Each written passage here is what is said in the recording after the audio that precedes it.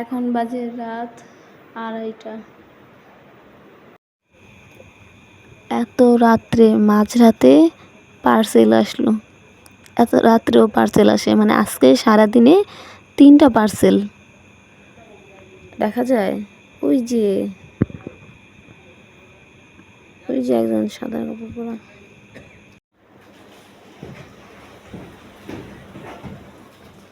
লুচির দেখতে এখনো মনে আছে আগের সোফায় কেমন করতো।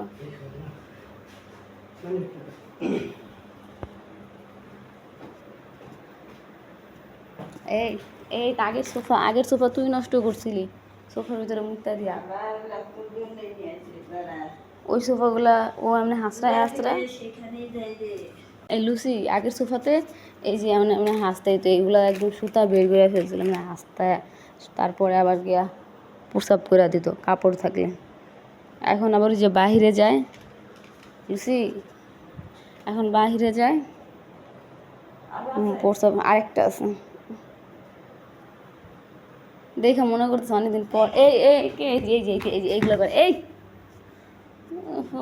এর জ্বালায় দিয়ে দিছিলাম ওই সোফা, আরও কত কিছু করার ছিল দিয়ে দিছি, নষ্ট করতো তাই।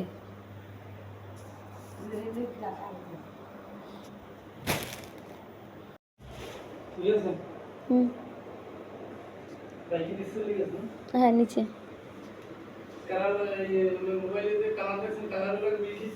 হ্যাঁ একদম ঠিক আছে।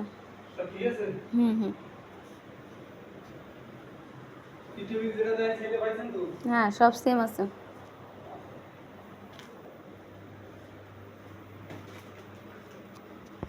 আজকে আবার পার্সেল আনতে যাচ্ছি, দেখা যাক আজকের আমার ডেলিভারি চার্জ কত টাকা ফিরে।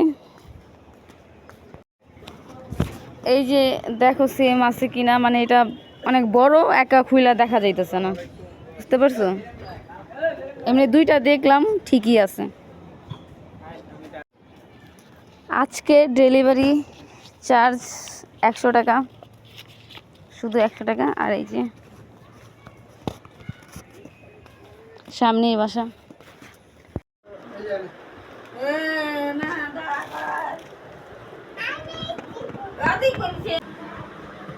আগের সোফাতে যদি আমরা এরকম কাভার লাগাইতাম তাহলে সোফাগুলো এখনও থাকতো না। আগের সোফা ছিল 3টা, 2টা 1টা, আর এটা 2টা সিঙ্গেল একটা। মানে এই যে লুচি এরকম নখ দেই করে সোফাগুলোর 12টা বাজায় দিছে, আবার কাপড় পাইলে প্রসাব করে দিত সোফার উপরে যদি কোনো কাপড় থাকতো। আর এখন তো এই যে দরজা আছে আলাদা, লাগায় রাখলে ও এই রুমে আসার চান্স নেই। তারপরেও মানে যখন আমরা এই সোফা আনি তখন ও খুশির ঠালায় আর মনে পড়ে গেছে সোফাতে আক্রমণ করতে হবে। আম্মু ওইখানে একটু বসি, একটু ওখানে বসি।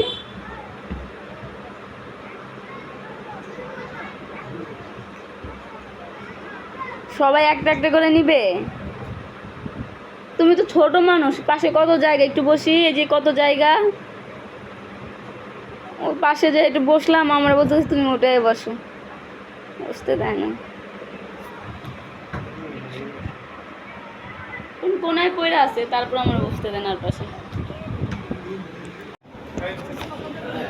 আমার রুমের নেওয়া ঘড়ি, ওই যে ঘড়ি দেখা যায়।